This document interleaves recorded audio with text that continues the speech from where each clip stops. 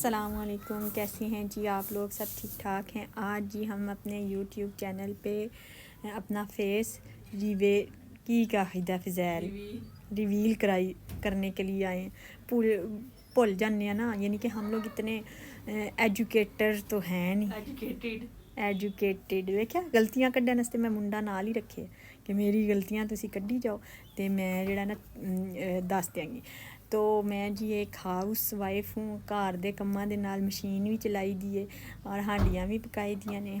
और ये कार का काम नहीं, अगर किसी का ऑर्डर आ जाए ना तो वो भी पका लेती हूँ मैं। हाँ जी, तो वो जो है यूट्यूब चैनल भी शुरू किया है और आपने मेरे चैनल को लाइक करना है, शेयर करना है, सब्सक्राइब करना है। और यूट्यूब के चैनल पे पता नहीं लोगों के चैनल ते इन्ने कमेंट कित्थों आ जाते हैं।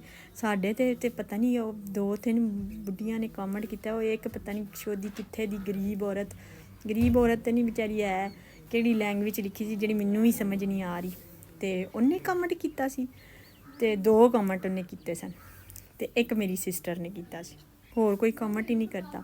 तो मेरे चैनल नूं लाइक कर दिओ, शेयर कर दिओ, सब्सक्राइब कर दिओ। तो यह वाला कार्टून जिहड़ा है ना मेरे चैनल ते हुण लग जाएगा। हुण मैं इहदे दी वीडियो बनानियां करनियां ने, ठीक है। तो तुसी मेरे चैनल में लाइक भी करना, शेयर भी करना, सब्सक्राइब भी करना। तो मेरे सब्सक्राइबर बहुत ज़्यादा वधा देने ने। तो किड्डी सोहनी कुड़ी लग रही है, वाह। हुण मेरे सारे बच्चे आके बड़ा एतराज़ करनगे, लेकिन मैं हुण चढ़ानी एफो ही वीडियो है, ठीक है।